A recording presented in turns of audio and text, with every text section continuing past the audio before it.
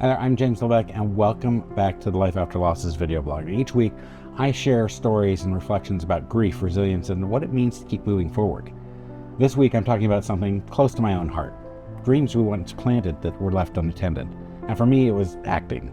And for you, it might be something entirely different. The message, however, is simple. The best time to start was years ago, but the next best time is today. So let's talk about what it means to nurture those dreams again in this, entry 245. The tree you plant today. Now, this past weekend, I drove down to Harlem to film my latest role, which is a principal in an inner city school overrun by gangs, drugs, and violence. In the middle of filming this urban drama, I spotted a poster that read, "A year from now, you will wish you started today." And I was about to film a scene, and I had to take a photo of it because, of course, it got me thinking about my own journey and what brought me to that school, to that moment. And also, I want to make a special thanks to the Thurgood Marshall Academy for Learning and Social Change in Harlem. Thank you. It reminded me of another saying I've always loved.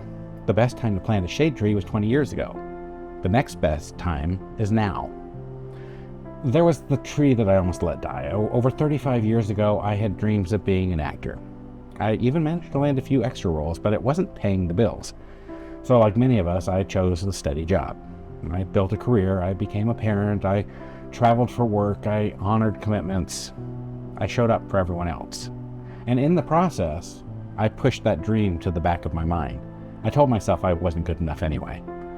That tree I planted, the one meant to give me shade and joy, was left unattended. And fast forward to May of 2020, the world had stopped. My job and my memoir, Life After Losses, were all that kept me occupied. And as I dug through journals to write, memories resurfaced. All of those reminders of what used to be and what used to bring me joy. And what used to make me feel alive. That long neglected tree was still there, just waiting for me to care for it.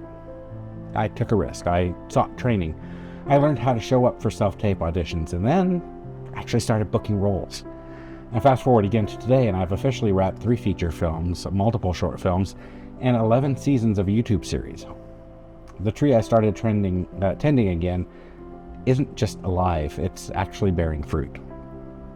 And then there were the lies we tell ourselves. Decades of telling myself I'm not good enough anyway turned out to be a lie. Decades of backburnering the dream didn't kill it. It just waited for me to show up. And isn't that what happens with so many of our dreams? We convince ourselves that time has run out, that opportunities for someone younger, bolder, more talented, better looking. But the truth? That tree doesn't care how long it's been neglected. It just wants water, sunlight, and attention. For me, it took a pandemic to finally listen, and I don't want that to be your story. Don't wait for a crisis to remind you that you still have something worth pursuing. I have some thoughts on how to start nurturing your tree. And maybe acting isn't your dream. Maybe your tree looks more like starting that class you've been researching for months, writing the first page of the book you talked yourself out of, reaching out to a mentor or a friend who inspires you, picking up a paintbrush, instrument, or running shoes you tucked away years ago. It doesn't have to be all at once. Watering and nurturing a tree is steady, consistent, often unnoticed by others. But over time, the growth is undeniable. And this is where we use experience as a teacher. And here's something I've learned. It's not the absence of fear that gets you moving. It's the decision to move in spite of it. I was nervous taking that first acting class. I was filled with doubt before every audition. I was terrified when I first set foot on set. But with each step, I built evidence and confidence that the dream was worth it, and that I was capable of more than I'd let myself believe. I had to rewrite that belief, and in that process, I discovered something else. Nurturing your dream changes you. You grow stronger, more confident, more alive. You become the kind of person who inspires others most of the time without even realizing it. Now it's your turn. So here's my challenge to you. Spend some time this week thinking about that tree that you'd wished you'd planted, or the one that you planted but left unattended. What does it look like for you? Where is the dream you've shelved? The one that still pulls at you quietly.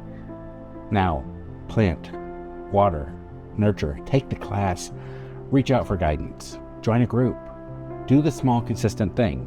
No limits, no negative self-talk, because a year from now, you'll either be grateful you started or wishing you had. So what's one dream you've been neglecting that you're ready to nurture again? And if you're looking for some inspiration, check out the Come On Get Happy series or the happiness coaching at lifeafterlosses.com. And thanks for watching.